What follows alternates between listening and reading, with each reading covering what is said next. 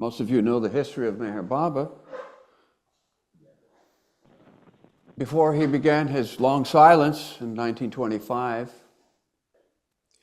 he informed the Mandali that he was going to begin keeping silence. One of the teachers, one of his disciples from Ahmednagar, teachers of the Hazrat Babajan school, in that discussion said, "But Baba, who will teach us?" And Baba made that statement, which has become very well known. "I have come not to teach, but to awaken." So then what is all this information that he's given through the years, gradually, bits and pieces? What has that got to do with awakening? There is a great purpose to it. What we are looking at is the external form of that. But nobody has given information like Meher Baba. You won't find anything in recorded history that's close to it. The closest thing we have is perhaps Ibn Arabi and Sufism, a bit of Rumi. In Christianity, Meister Eckhart had given some hints. Otherwise, we don't see things like this. Vedanta has a lot of it, but it is so old that it has become allegorical.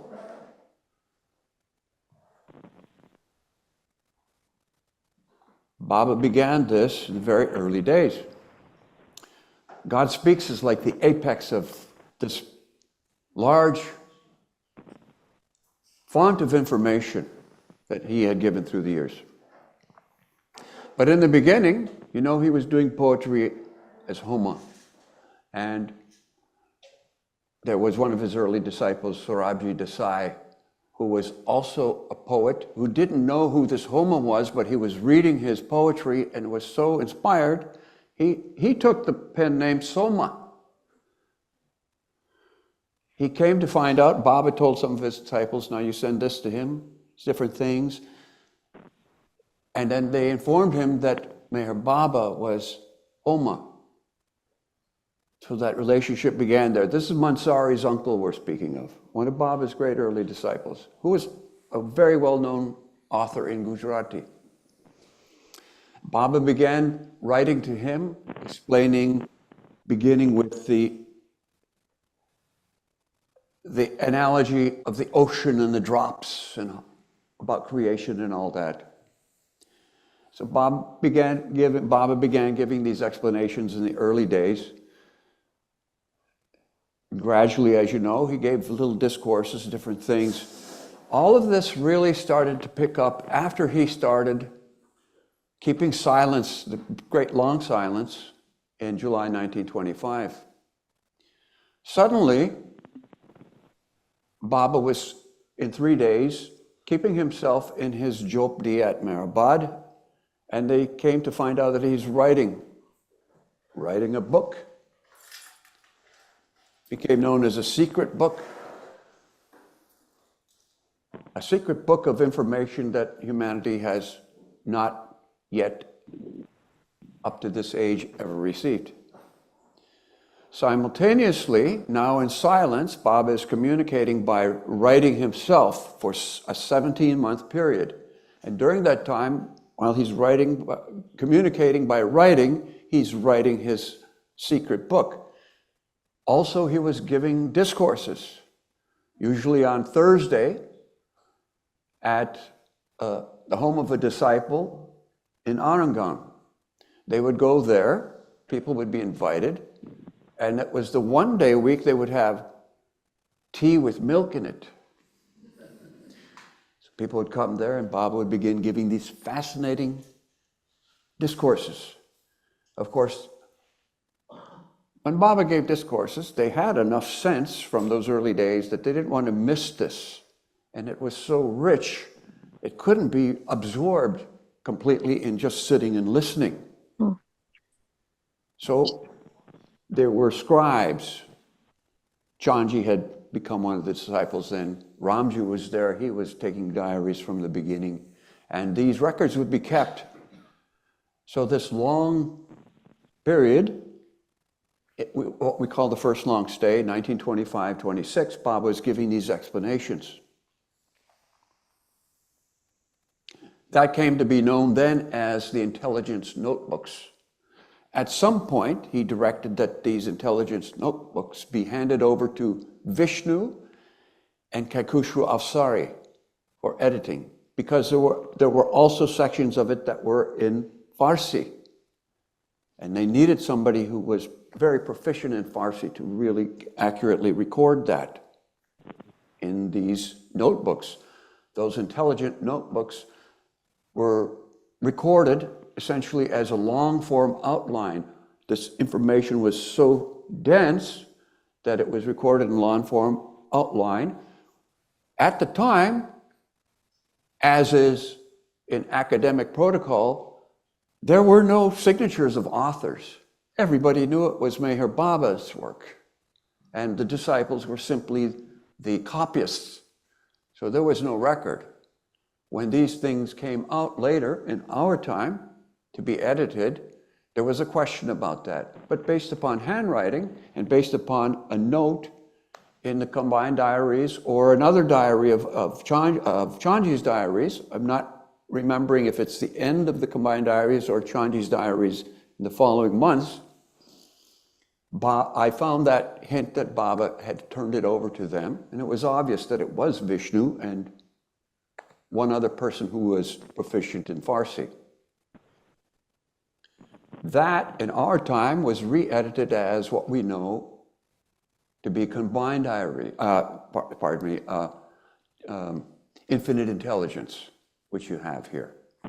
It took Ward and Merwan Jesawala, Ward Parks and Merwan Jesawala, 9 years to do this work.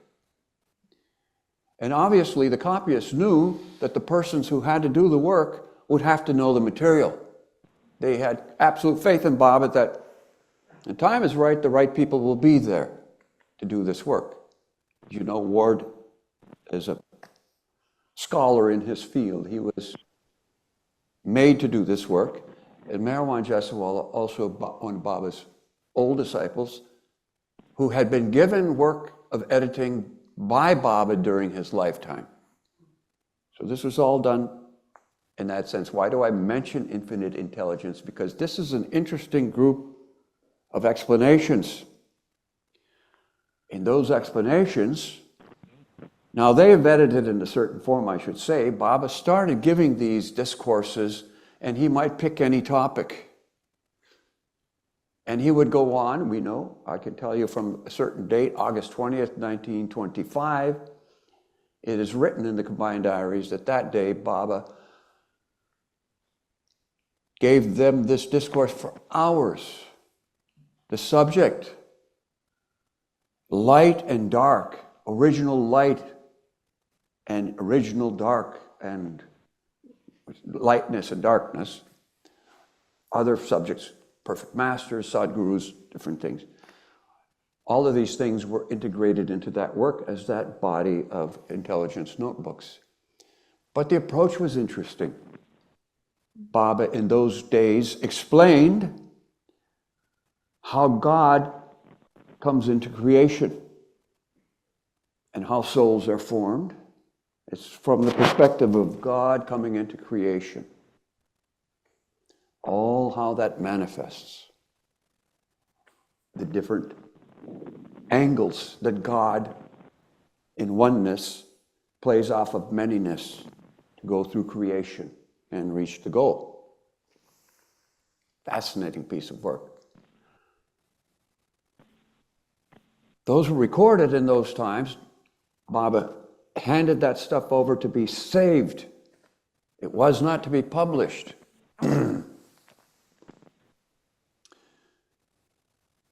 There was a day in 1926, later towards the end of the first long stay, when one of the Mandalis told Baba,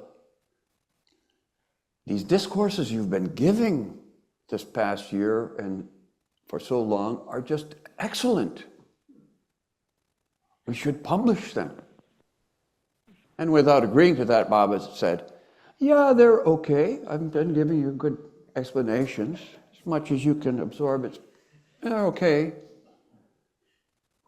But nothing compared to what I've written in the book. And I bring that up because people have asked me in the past and they've said, we're sure that must be the book. I said, well, I've come across this statement in the combined diaries, which to me is proof that it's not yet the book. The next group of explanations Baba gave was to the Meher Ashram boys, beginning in November, December 1927, in that intense period on the hill. Interesting thing, you know, the second long stay we called that began in 1927, Baba was intent on one thing, spiritual training. And part of that spiritual training was continuation of Hazrat Babajan School, which then on May 1st, there were a small group of boys, 10 boys at first, to form Meher Ashram. And gradually, so many people were interested in coming to join Meher Ashram, including the 14 boys from Iran that Baidu had brought in July.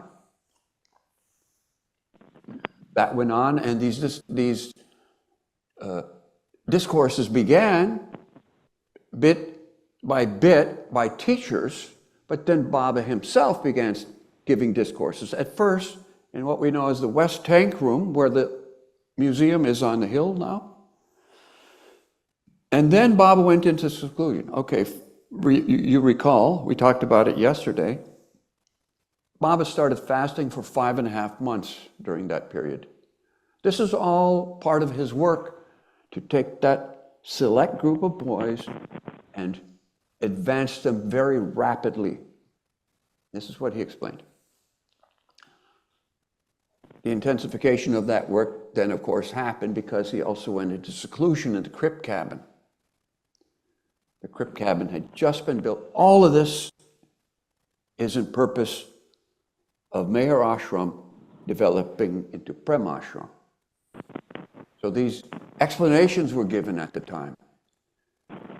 And this group of explanations has recently, also just this past year, been published as the book Creation and Its Causes.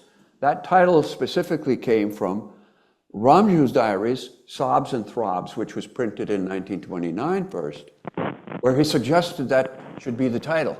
He was describing Baba's discourses, explanations to the boys. He said that were so incredible, it could rightly be named Creation and Its Causes. And so the book was named Creation and Its Causes. That's also a wonderful piece of work that Ward has just recently done. That has further explanations, including what we talked about the other night, planetary spiritual evolution.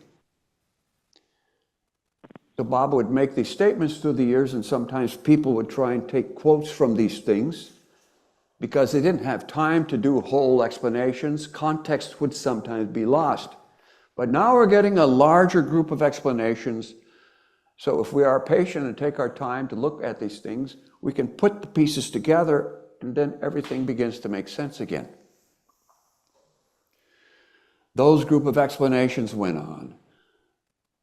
The story of the Meher Ashram, Prem Ashram is just incredible in itself. If we look at Meher Baba's life and take one little piece, one little section of his work, if he was known only for that thing, he would have been considered still the greatest spiritual master of the 20th century.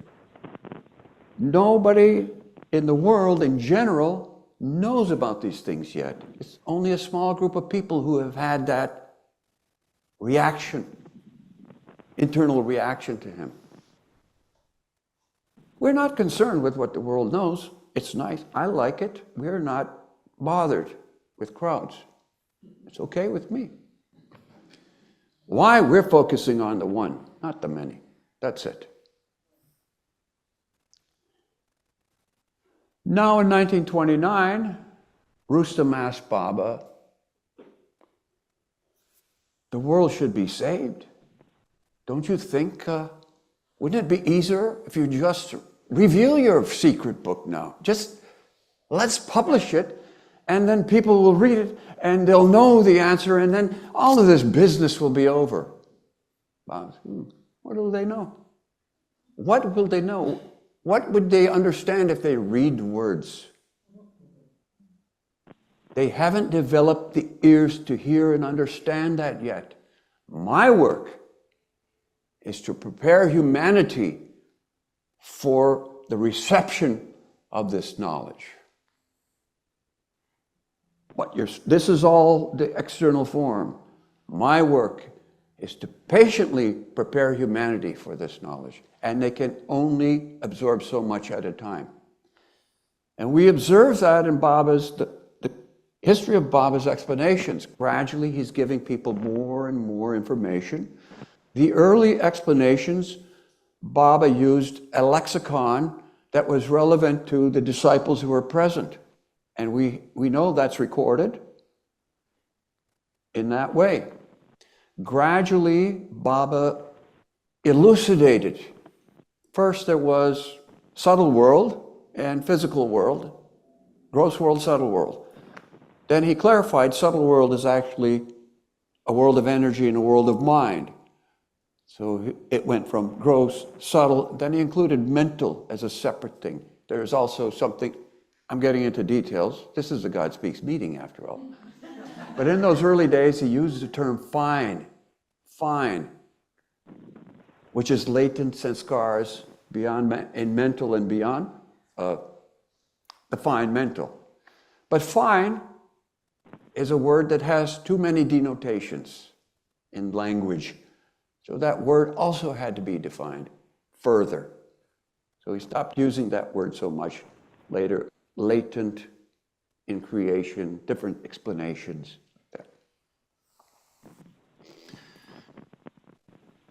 Years went on, Baba traveled to the West.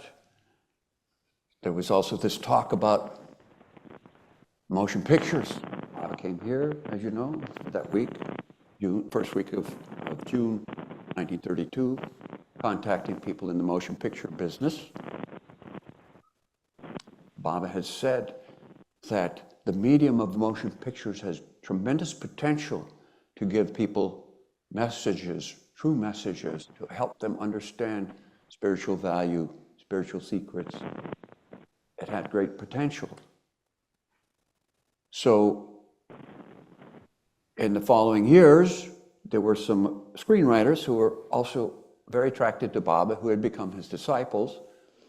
And in May of 1934, Baba's disciple, Faram Working Boxwala, Chanji was also there, but Faram Working Boxwala is a person who at that time mostly recorded these explanations Baba gave at Meherabode in May of 1934. These are also a group of amazing explanations about many things, including the first time Baba explains more in depth about the gaseous forms, 276 gaseous forms, and more detail about that. He also, you'll find those explanations, you won't find a lot of these things in God Speaks, because Baba had already given them. Although they hadn't been published at that time, he had already given these explanations in creation and its causes, about the evolution of gas, to the point of the electron being the first manifestation in creation, physically from energy to matter, the electron, the first embodiment of the soul into a form. So there's the objective world of created form and the subjective world of the individual soul reacting against creation. So God is playing all these roles. Why? To experience himself. We say himself. People nowadays, why do you say himself? Why not herself? Well, we can say it's tradition, but there is a principle of that. We won't get into it too much. Only to know that whenever the avatar comes, Baba said he is always in the form of a man, representing from God to creation.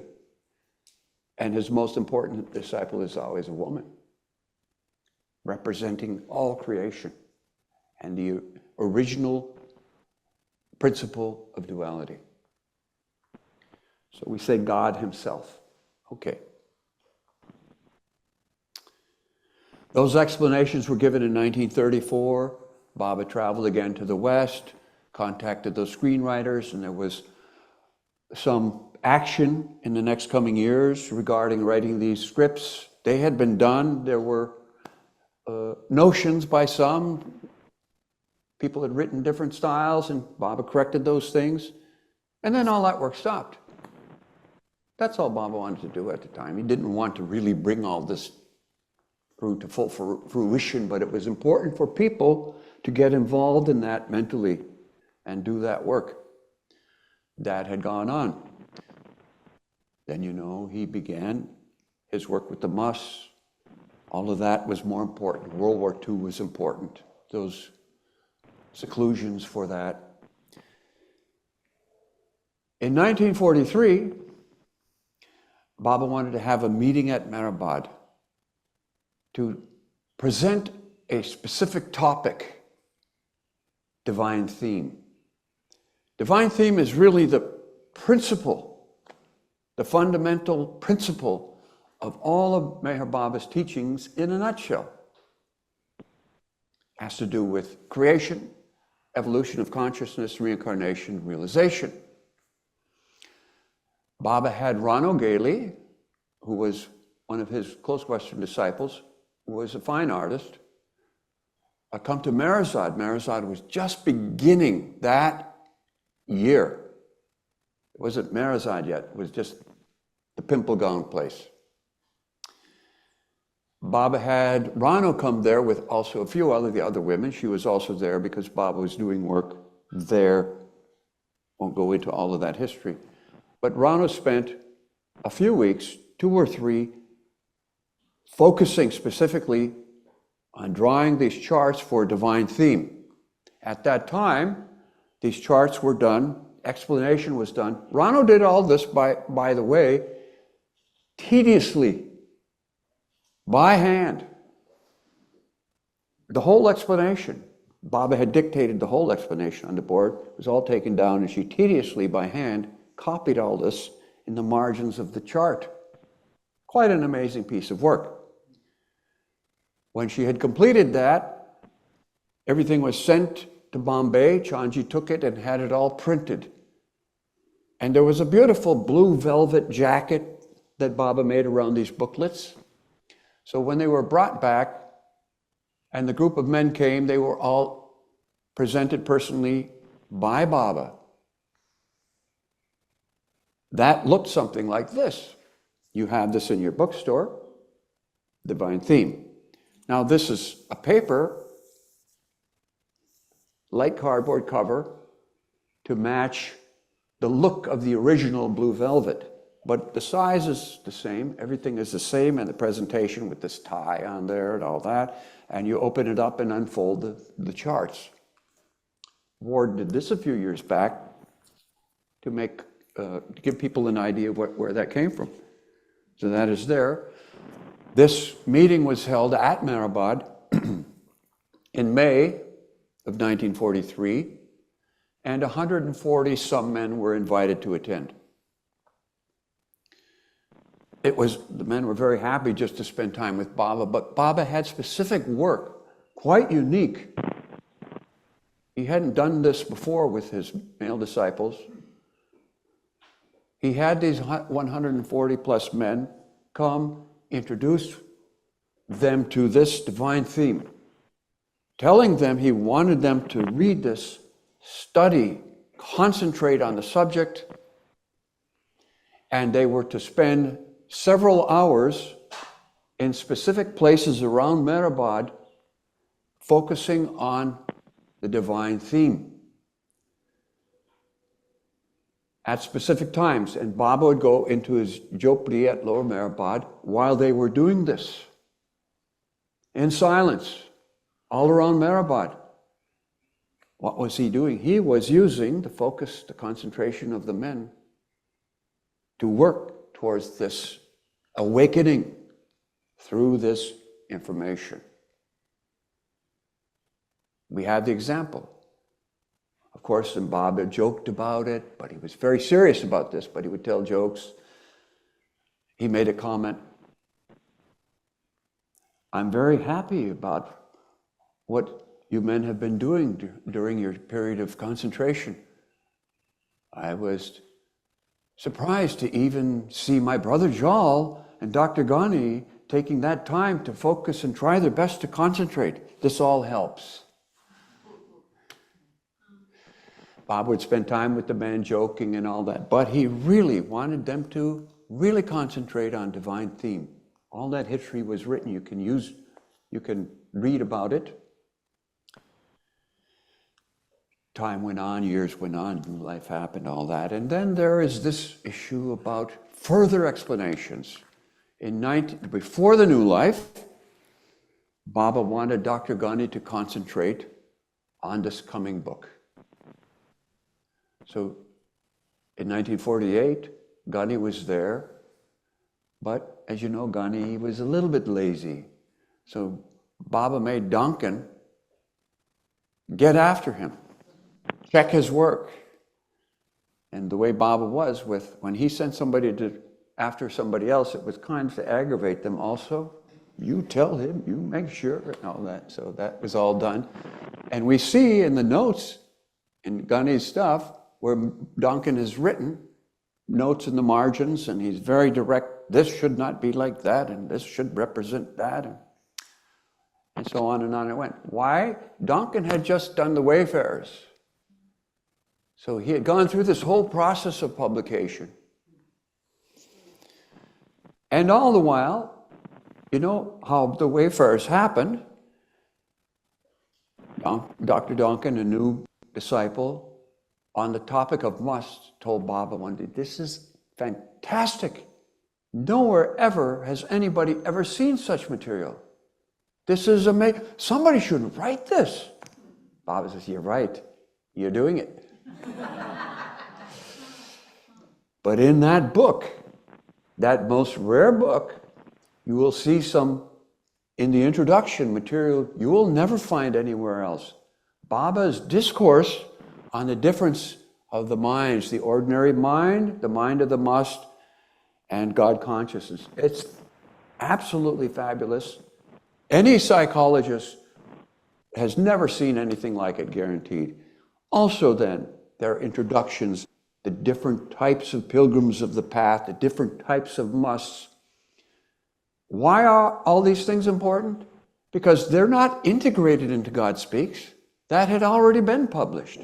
It's important for people to understand that there is a wide body of work of Meher Baba's explanations. Though we know that God Speaks is considered the apex, it should never be considered the only thing. There are many explanations Baba gave that led up to God Speaks. It went on and on. Ghani, during the New Life, died, and this body of work was left there. It was later incorporated into God Speaks as a supplement, for the most part. The portions that were not in the overall 10 chapters, parts, not chapters, parts, parts, were subsequently done as a supplement, just after God Speaks was done. So God Speaks was dictated by Baba. Baba did a lot of this in Dehradun after the Fiery Free Life. They spent that most of 1953 in Dehradun. Baba was dictating then. Initially, Pendu started taking dictation for the original chapters. Baba's approach. What is the first? Okay, the dedication is fantastic to the illusion that sustains reality. That sentence says so much right there. But it makes a lot of people think, how could that be? So then you start reading and you find out, yes, this is how God manifested. Now the difference in God Speaks, how it's presented. God Speaks is more a story, not from the side of God initially, but the side of the soul on the return journey to God. So it's a slightly different perspective. Things were included in God Speaks. We have paragraphs that were taken from some of the previous messages. There's a paragraph from the highest of the high message. I believe there's one from the final declaration. These things were integrated into God Speaks. And you know that Bob was just telling Erich, you know that one, put that in there now. So Erich was doing most of this work. To the extent that chapter 10, the conclusion, has the name Erich Jesawala behind it, and not Meher Baba. And so people would ask Erich about God Speaks and whatnot, and he was, well, I don't know, it's in that God Speaks there, you read it.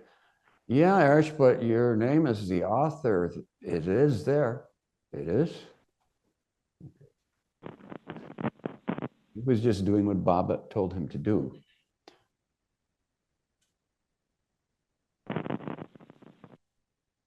This is included in the supplement because it was an additional piece of information, but these charts are there, very important. What we want to do is reprint these charts in a large form of at least 4 feet high and whatever the width comes out to be, so that centers everywhere can post them.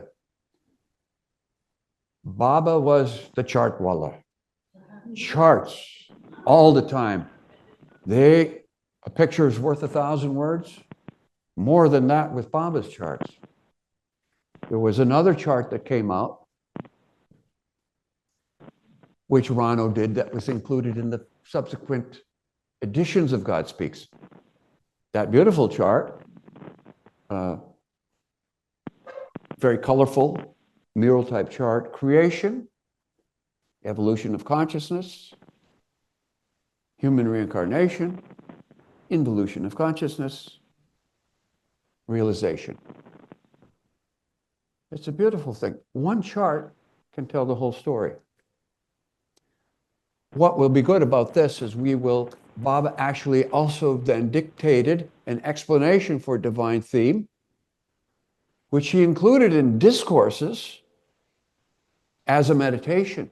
In the chapters on meditation, Baba said one important type of meditation is to focus on divine theme. Here's divine theme. So the whole explanation is given as an exercise in meditation. And that is included. What we hope to do is have somebody with a fine voice record that explanation, and people can look at the chart, sit, relax, focus, and listen to the narration of the explanation of divine theme. All of these things will be very helpful. Why? I have come not to teach, but to awaken. You don't have to read God Speaks and all this stuff. What is it then? Baba described it like this. What is all this information? He said, the creation, everything in God Speaks, it's all zero. It's all zero, but I want you to read it anyway.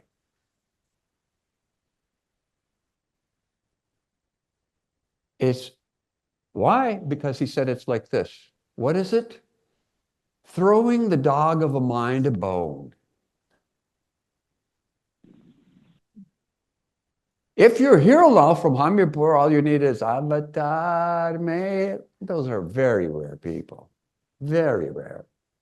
Hamirpur is a rare place, and the few in Hamirpur who are that absorbed are rare. So for the majority of us with ordinary minds, this is also very helpful to help us develop a perspective. It's a great gift of the explanation of the fabric of the universe and the dynamics of the journey back to God. Nothing has been seen like that. Now, after God Speaks was published, people had, of course, more questions, because as Baba said, yeah, I'll give you answers. Every time I give you an explanation, then you have a dozen more questions. And it goes on like that. So in the end, the answer is annihilation of the mind, after all. Anyway, certain questions arose, and that book, Beams on the Spiritual Panorama, 12 essays were written to answer those specific questions. It's a beautiful piece of work. That is probably considered to be the last work of Baba on these subjects. Later on, we have, when Francis came to live with Baba, Baba continued to give these explanations, and Francis was a new disciple there in Baba's Mandali from 1959. And he looked around at the Mandali and thought, what? He's explaining incredible things here. Is nobody taking this down? And the Mandali, as Baba would say, Baidu would be over there like that, and Pendu would be just, they weren't interested. They've heard it 100 times. It's the same stuff. They're just waiting for the next order. That's it. Anyway, Francis started recording these messages. So by 1962, the East-West gathering, he had all this bunch of explanations, nicely edited. He handed it over to Bill LePage, who took it to Australia, and it was published as The Everything and the Nothing. So very fine pieces of work in there that are more in the line of discourses rather than what we find in God Speaks and all this metaphysical information. So that basically, in a nutshell, is the history of how we have information for God Speaks. But as I say, Baba was intent on giving this in an outward form as a way for us to keep our minds in tow so that the heart can be expressed in full. Develop a perspective so we can properly focus on the real thing. Be free of distractions. What if this? What if that? We don't have to be concerned. People, seekers, all over, spiritual seekers, they call themselves spiritual seekers all over the world, have all these questions. We don't have any questions with Baba. The question is, oh, I haven't read that yet. He's given so much information. Baba has said, I've given you more than you can. He would tell people, just read God Speaks. There's enough in there for you now. In 700 years, maybe I'll give you more. God Speaks was not the final thing. By the end of Baba's life, he said, you know, in God Speaks, I explained about the perfect masters, but it wasn't complete. Francis, you'll have to do more on that. I'll tell you. Then Baba dropped his body, and Francis said, well, don't have to do that now. But he'll probably have to do it when he comes back. If he becomes perfect, then he'll have to elucidate on that subject. Why do I mention that? In God Speaks, you know, Baba explains about the perfect ages in between the Avataric Advents, 11 of them. If we divide that mathematically, very rarely we know that perfect masters stayed in their body that long. A few did, but not many. So there's something with the perfect age and who follows the perfect master after he drops his body until the next perfect age. So there's something there. That math wasn't fully explained. A few other little things. Baba said, you know, I talked about the dangers of the fourth plane. It should be done better. Let's do it over. All of these things are there. Why? He's trying to use language. And all during those periods of his explanations, he further elucidated and developed the lexicon based upon people's ability to understand. We have to know this through language. Everything happens through language, so we're already limited. And we're reminded of a comment Upasya Maharaj made. Yes, I've become God, the truth.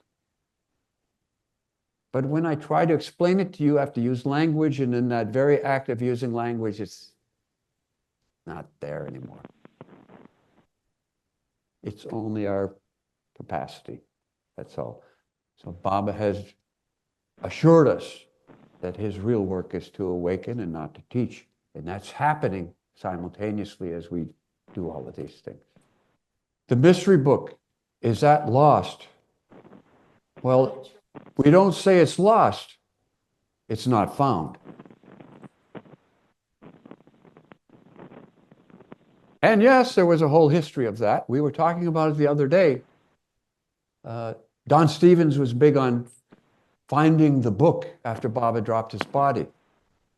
So he started going through the channels, who knew what last, and he traced it down to Elizabeth Patterson, who apparently returned it to India when she went there for the East-West gathering in 1962.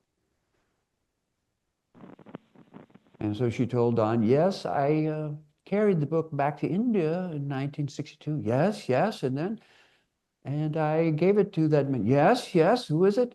That nice man. You know, what was his name? Anyway.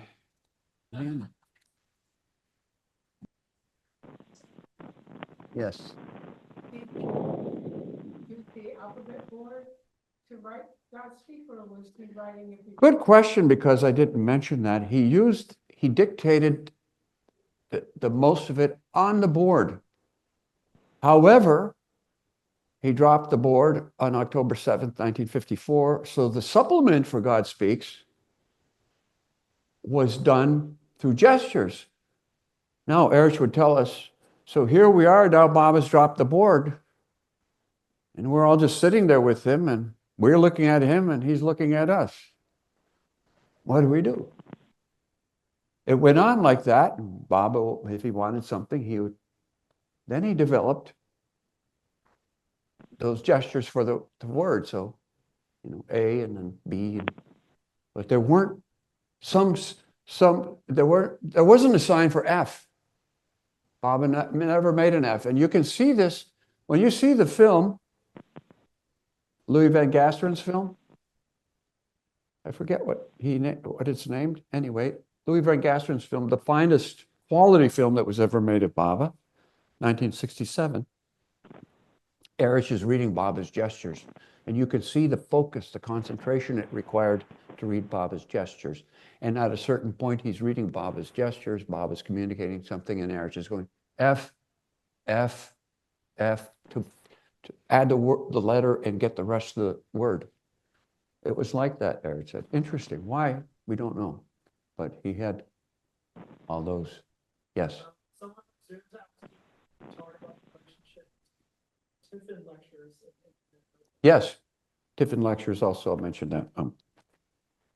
But going back then to this, what was the question again? We're going back to the question. Pardon?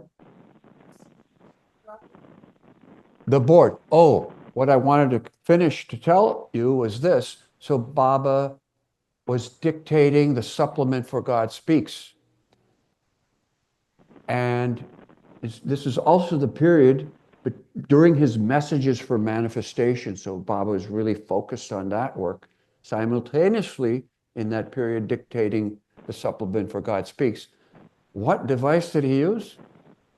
Bauko Churi, stand there. A, B, C, D, E, F, G. Okay. One letter at a time, per word. Can you imagine the patience? What a tedious process that was. And bow. Again, A, B, C, D. For every word, every letter of every word sometimes, until they got the word, say the word. It was kind of like a game show, guess the word. So then, where's Tiffin lectures? It was like this. Towards the end of those, let's say we call them, for a lack of a better word in English, metaphysical explanations that Baba was giving, he was also giving explanations to the Mandali, lifestyle, behavior, what I expect from you, discipline, all of those things, stories. Those things were a separate body of work which came to be published as the Tiffin Lectures. This is now the last part of the first long stay, the end of 1926, the last half of, starting earlier, but mostly the later part of 1926, or later part of the first long stay at least. That's what the group of discourses that we have in the Tiffin Lectures is, like that. So they're of the same period. of the same period. And Baba was, now, when Baba would give those, in that 17-month period, when he was communicating by writing, he would primarily do that on a slate with chalk. Never waste paper. Although we do have some examples of Baba writing on paper, mostly communicated on slate with chalk. The Hajat Babajan school was functioning then. They had plenty of slates with chalk, and one person's responsibility was to carry a gunny bag full of slates with chalk and erasers. So his job was, Baba would write on the slate. One of the Mandali would read it, let's say Vishnu. Chanji would quickly write it down, hand the slate back to this person whose responsibility it was, who would quickly wipe that slate and put it in the pile. And in that way, Baba would continue to give these discourses, and this is how they managed that work. Oh, why didn't you just continue writing own words on paper? Because Baba's silence was a constant exercise in intensifying his silence. So while he spent that rare period of 17 months communicating by writing, didn't want to continue doing that.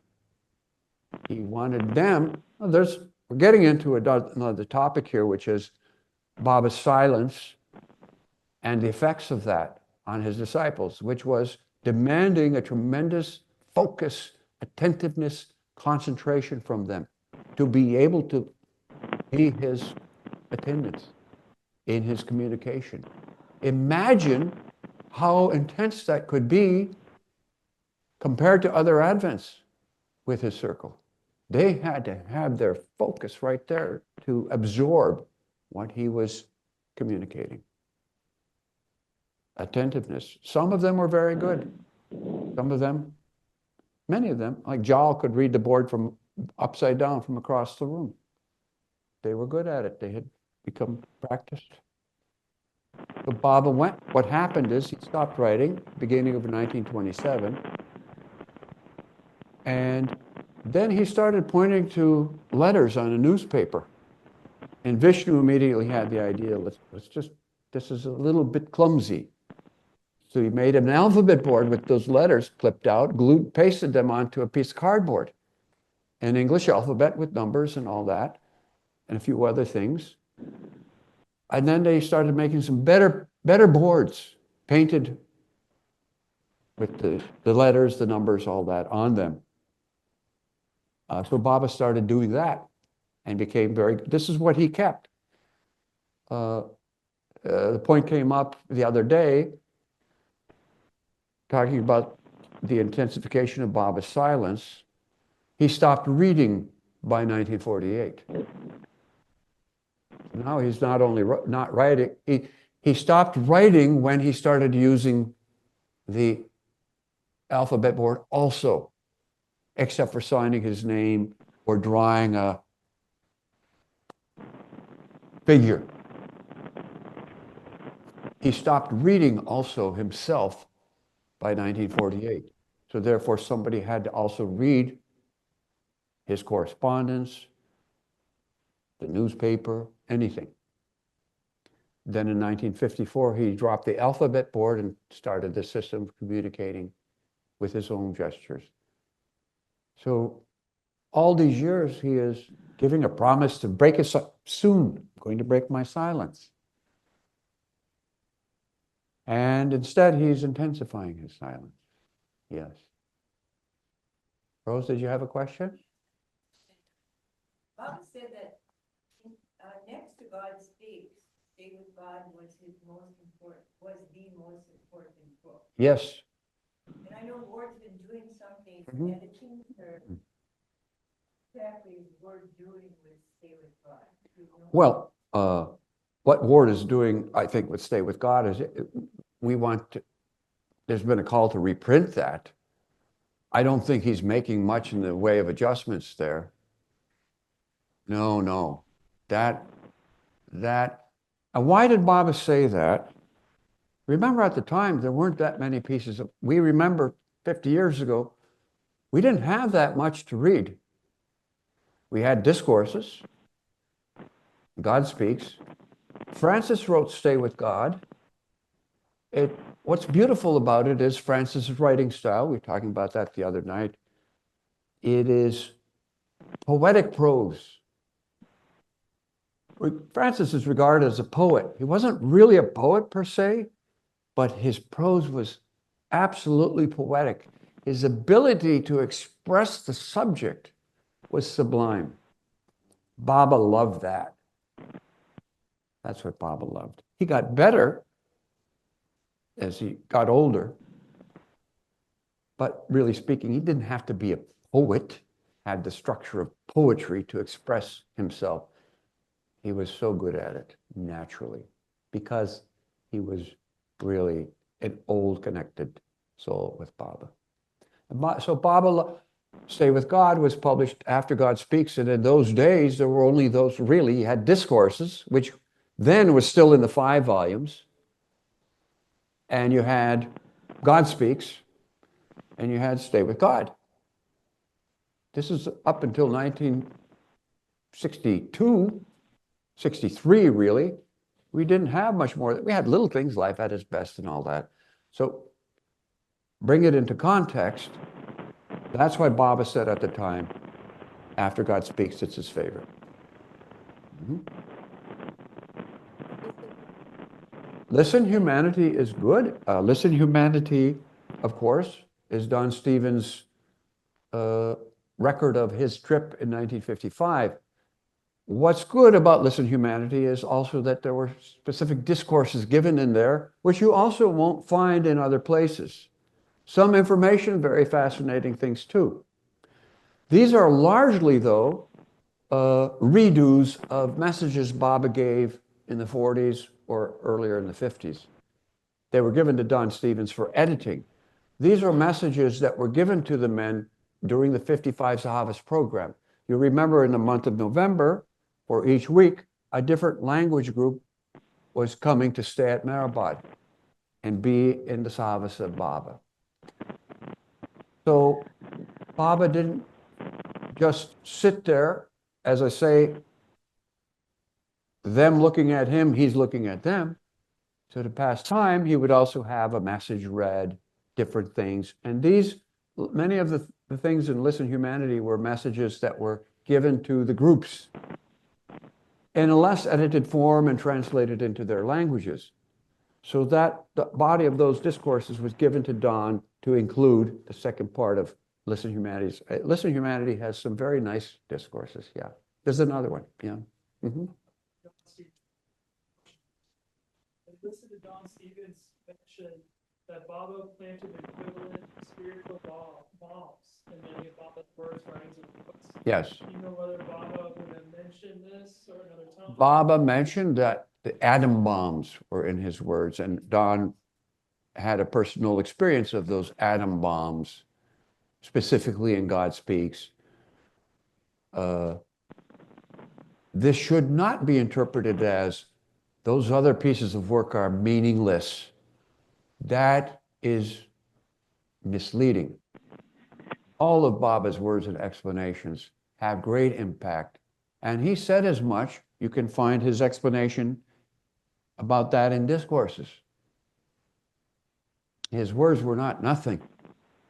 All of these have great meaning. They do. They're words from Meher Baba. And as I said the other day, Meher Baba in his explanations, he never said, theoretically, perhaps, maybe. No, you don't find those words in his explanations. He's direct, concise, to the point. He speaks from his authority. He speaks from his authority of all-knowingness. So yes, the atom bomb is there, but you know, Don had this thing that, well, the atom bomb is only in these portions of God's. No, that's not. Baba put his name on the book. The supplement was presented. It's not for, this is in the supplement, Divine Theme. Baba gave this himself. You mean that's not part of his atom bomb of consciousness to come? This is the foundation of it, Divine Theme. It's important to make sure that we don't lose context. This is from Baba, all of these things, yes. Mhm. That's a good point you bring up, because what he said was, I'll give you 10% of the book. And because he said, generally 90% of what I wrote in the book is in God Speaks. So we make the assumption that the last 10%, but he didn't exactly say that. However, through the years, Baba made comments about the content of his hidden book. And according to those comments, there must be a lot more that is in there, information that we don't have yet. We'll see. Might be before then. But all of these things have to come out in his time. It's every once in a while something happens and we say, well, look at that surprise. Okay, that's time for that. Yes.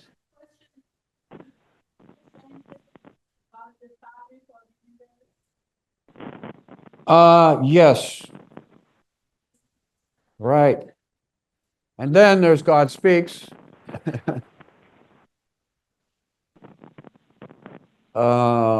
It's all, how could anybody ever explain that better than Meher Baba? It's there. Two Yes. more Zoom questions.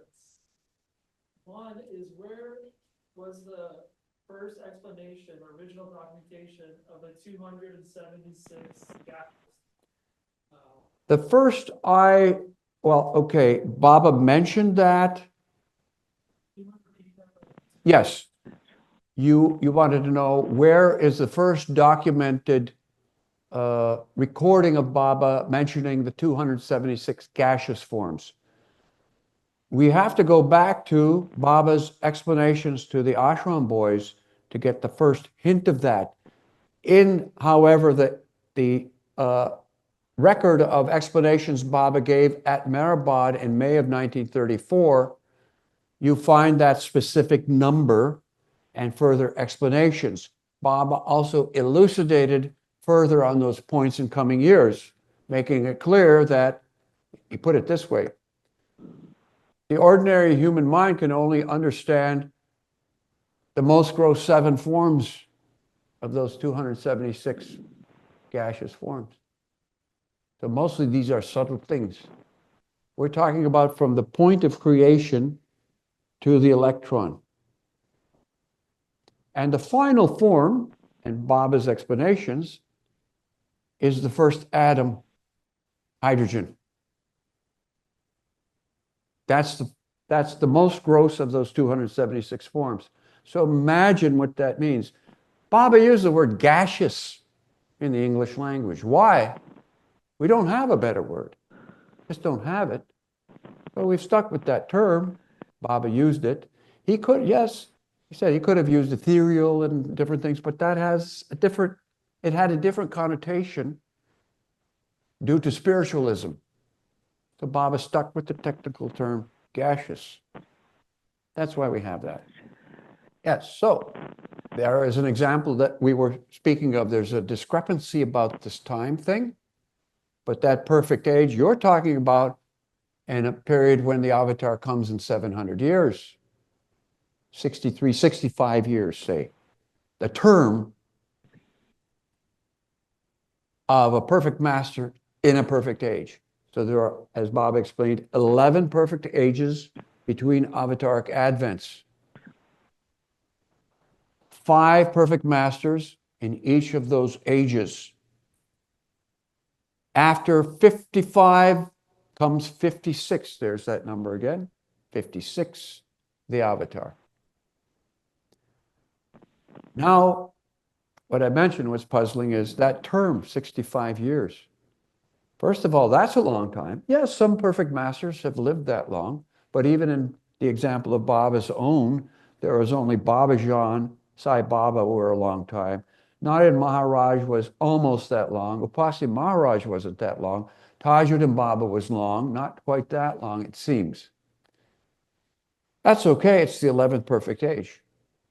Nordeen Maharaj was the last of the 55 from the Prophet Muhammad to Meher Baba.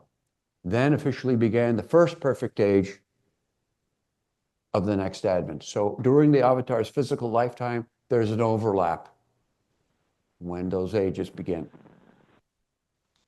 It's like that.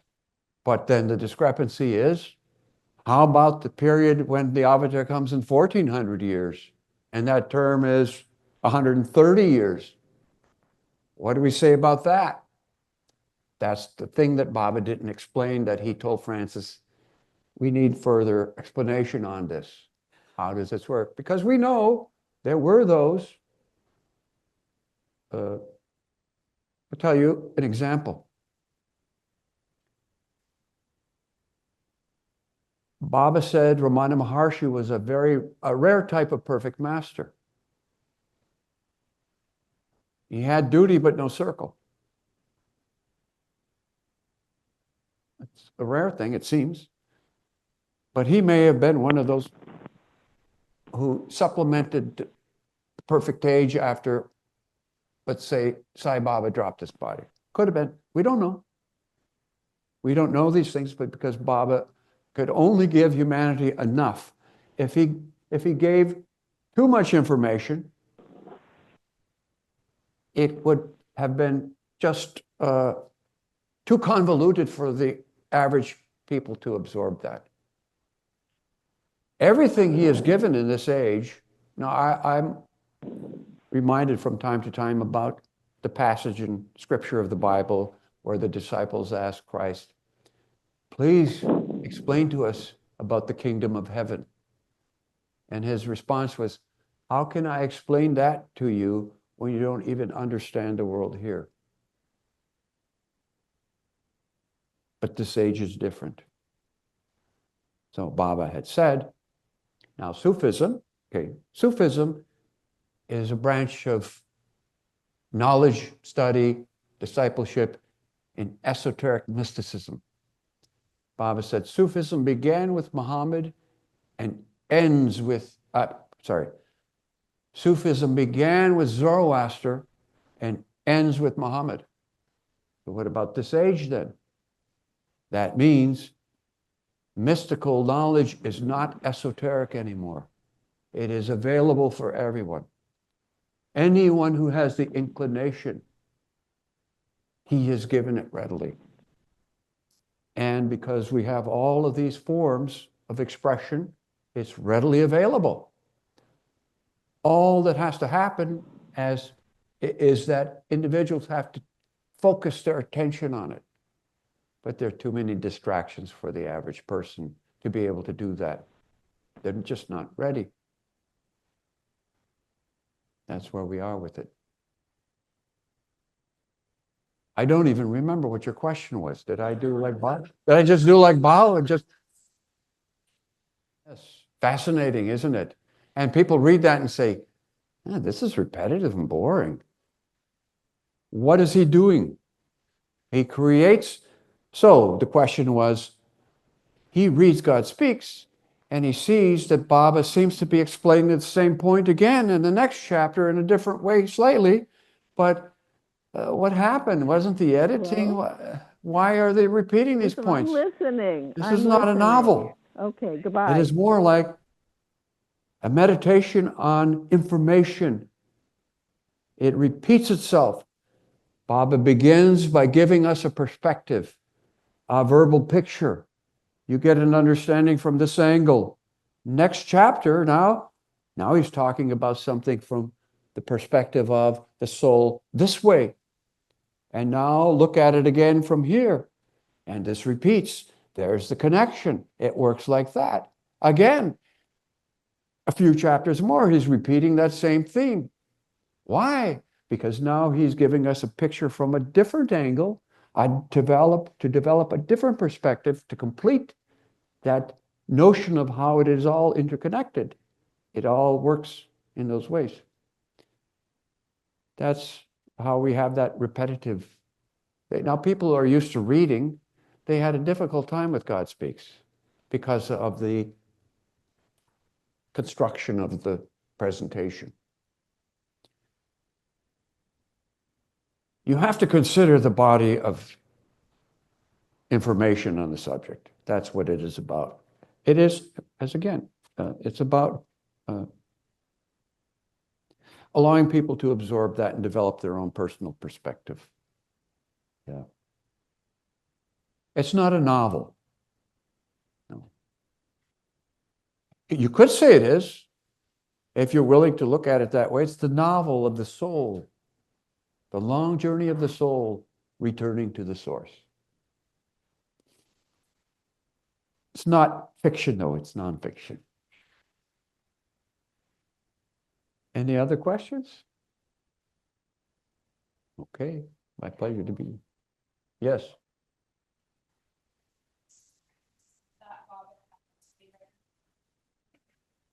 Yes, we have that on record. Those are there until some young people in Los Angeles get involved in movie things. They could bring that out. Nowadays, with all the potential in all of these things, because Bob had talked about special effects. That was one of the things he stressed in this film. Special effects will be able to express these ideas. They're both important. I won't say anyone is more important. I don't do that. If Bob gave these explanations, they're both of great importance, very great importance. So we shouldn't think of things like that and rush to try and relax, absorb it carefully. You develop your own big picture of these things, and everything falls into place nicely. So creation and its causes is a group of discourses that Bob gave to the Meher Ashram boys on the hill at Meherabode during that very special time. And that group, as Ramju had said in 1929, it's a group of explanations, very unique.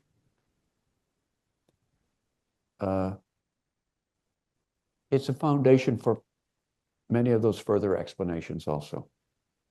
It's also, there are points in creation and its causes that he had already expressed in intelligence notebooks from the previous stay at Meherabode too. He continues. These things are all linked. The information is linked. It's just that the progression of the expression of these ideas gets further developed as years go by. Divine Theme came in 1943. I want to tell you an interesting point about Divine Theme. When all the men, 140 plus men, were called to Meherabode, as I say, they were just very happy to be able to be invited to spend time with Baba, but he called them for this specific purpose. He wanted to use their individual minds to focus on this for his work. But when he introduced the Divine Theme, he said, during this stay, I'm going to show you this work. I first started expressing this concept when I was still coming down from the God realization state.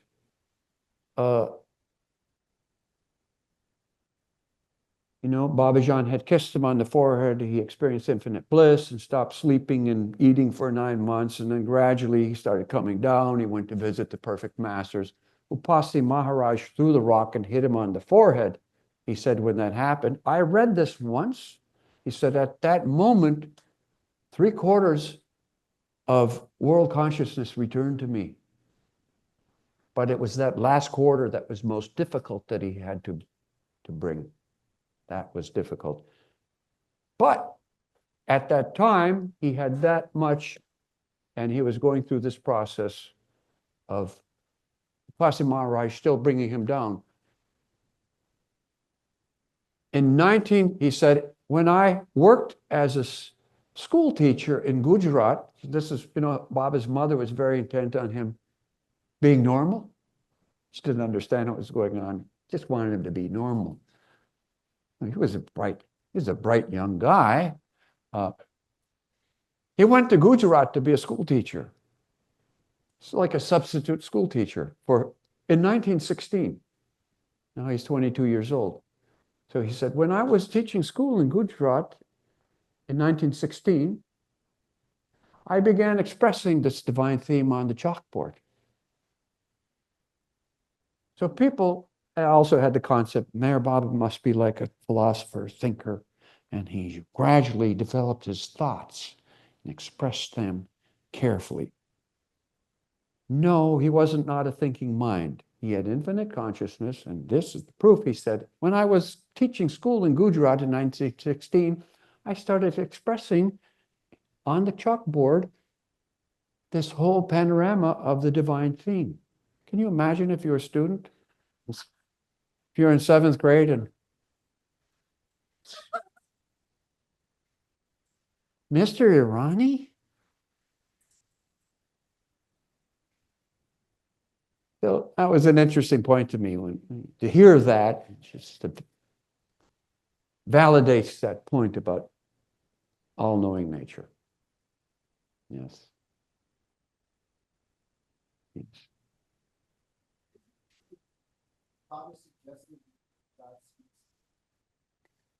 Baba would tell some, read it this many, just read that, he would say. I want you to read it 7 times. He told his niece, Shireen, don't read God Speaks.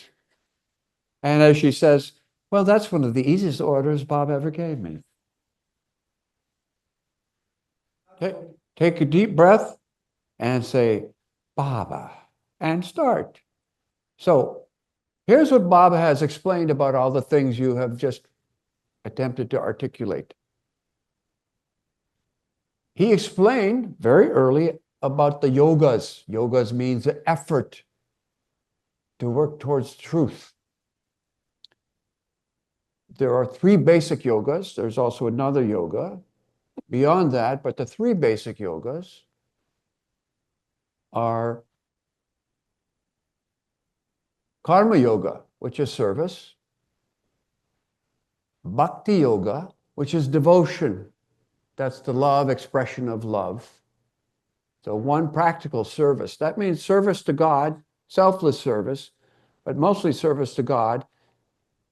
The highest is service to the master, the perfect master. If you can get connected to the perfect master, there's nothing higher than that. Bhakti, devotion, expressing love, music, poetry, all of that to stir the heart. And the other, which is difficult, is called Jnana Yoga, which is meditation in general. But there, as Bob has explained in discourses in 8 chapters, different types of meditation, including in that definition as is reading the works of the masters.